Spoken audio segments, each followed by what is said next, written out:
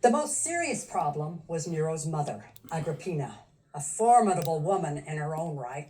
She was not going to easily renounce her hold on Nero, especially to the upstart Poppaea. It was only thanks to Agrippina that Nero was emperor at all. The sources accuse Agrippina of poisoning Claudius to bring her son to the throne, and there's no reason to doubt this tale. Agrippina had already made sure the Praetorian Guard was staffed with her supporters, and they duly accepted her son Nero as emperor. Nero was only 16 years old when he became emperor, and Agrippina planned to rule through her son. Tacitus claimed that Agrippina boasted that she was herself a partner in the empire which her ancestors had won. She expected her son Nero to follow her commands, and she would rule. Here, Agrippina was a serious threat to Poppaea's rise to power, and unlike his mistress Acte, she would not leave quietly. Poppaea repeatedly taunted Nero about his attachment to his mother, and Tacitus claims that these complaints were rendered impressive by tears and by the cunning of an adulteress. Agrippina felt her influence slipping, and she even tried seducing her son. She presented herself attractively attired to her half-intoxicated son and offered him her person and wanton kisses and caresses. Observers in the court were scandalized by this incestuous behavior, which reduced Agrippina's popularity. At last, Poppaea and Nero decided to kill Agrippina as the only way to free the emperor from her influence. As they plotted her death, they eliminated poison because Agrippina knew enough about poisons to have taken an antidote, so they were not sure that would work. They concocted a complicated scheme to lure Agrippina onto a boat that was primed to sink. The formidable, and now suspicious, woman swam to shore. Finally, they gave up on subtlety and arranged for a loyal freedman to enter her home and kill her. As the assassins surrounded her, she exclaimed, "Stab my womb," and they did. As Nero pretended to mourn his mother, Poppaea had achieved her goal. But from then on, Nero had nightmares about his murdered wife and mother. But even as the emperor was plagued with regrets and descended to ever more excesses, life went on and Poppaea's influence rose. In 63, Poppaea gave birth to a daughter named Claudia. Nero gave both Poppaea and little Claudia the title of empress. The public celebrations had hardly concluded when the 4-month-old infant died. Poppaea would continue to try to produce an heir to inherit the imperial title. Up to this point, Poppaea's career is not much different from many of the notorious women in Rome at this time. I could just as well have told the story of Agrippina to illustrate the lengths to which some women would go to achieve power in the imperial household. But perhaps incongruously, Poppaea's long-term influence came more from her spiritual interests. Her attraction to Judaism led her to persuade Nero to institute the first large-scale persecution of Christians.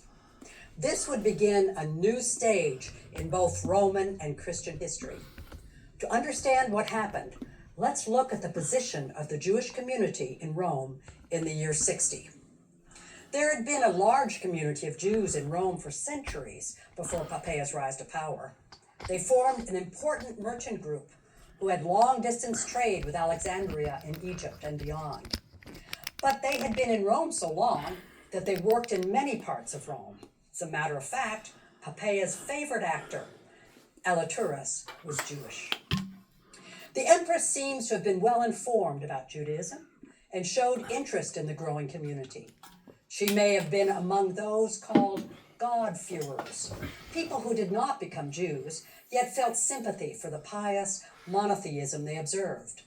They often attended services in the synagogues and studied scriptures. In time, these non-Jewish God-fearers would become converts to the slowly growing followers of Christ, who had been executed some 30 years before. We can see this in the Acts of the Apostles, as Paul addressed men of Israel and you who fear God. These two categories of potential converts. Poppaea was no early Christian, however. She remained sympathetic to a traditional Judaism. Poppaea surrounded herself with a number of Jews in the palace, including her favorite, the actor Aliturus. Through the actor, the Jewish historian Josephus met the empress. Josephus was the only ancient historian to cast Poppaea in a favorable light. When he discussed the murders surrounding Nero, he never mentioned Poppaea's role. In fact, Josephus characterized the empress as a religious woman. Why was he so favorably inclined to the empress? Because she supported the Jews in Rome and in Judea. Josephus had come twice to Rome in 64 to appeal to Poppaea for help for the Jewish community in Judea. First, Josephus wanted the release of some Jewish prisoners who had been arrested in part of the almost endless conflicts in Jerusalem. The empress obtained their release and sent Josephus home with lavish gifts. In a second dispute, King Agrippa II of Jerusalem wanted to add a tall tower to his palace to watch the ceremonies in the sanctuary of the temple that was traditionally viewed only by the priests. The priests cut off his view by building a wall. The king appealed to Rome, but thanks to Josephus's appeal on behalf of the priests to Poppaea, the case was decided in favor of the priests. The conflicts within Judaism had reached Rome itself, and Poppaea will get involved in the Roman disputes with tragic consequences.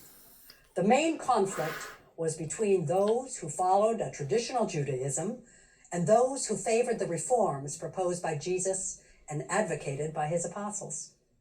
The Roman historian Suetonius described an event that took place under the reign of Claudius, Nero's predecessor, who died in 54. Suetonius claimed that the emperor expelled the Jews from Rome, since the Jews constantly made disturbances at the instigation of Chrestus.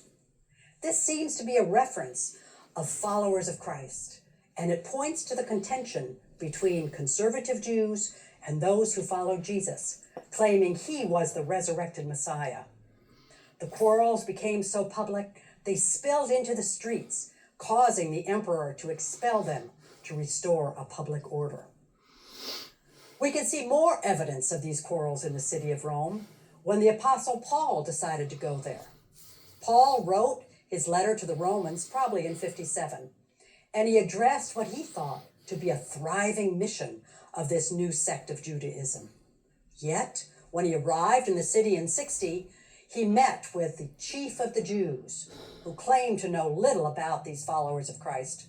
All they knew was that it was a sect that is everywhere spoken against. Once Paul had arrived in the city, the charismatic preacher converted many followers, including a number of imperial freedmen, bringing Christianity into Nero's palace itself. These successes could not have pleased the supporters of an old Israel, and the quarrel would have come to the attention of the God-fearing empress. These quarrels may have been left to work themselves out, but a disaster hit Rome, bringing the controversy to a head. A great fire broke out in the city. On July 19, 64, a fire started amid shops between the Palatine and the Caelian hills, and it spread quickly. July is the hottest and driest month in Rome, and the heat and warm summer winds fanned the flames. The Vigiles Urbani, the watchmen of the city, were charged with fighting the always dangerous fires. And on this day, they tried all their techniques.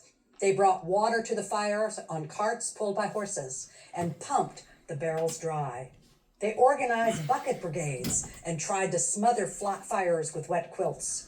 But the flames were too hot and moved too quickly before the wind.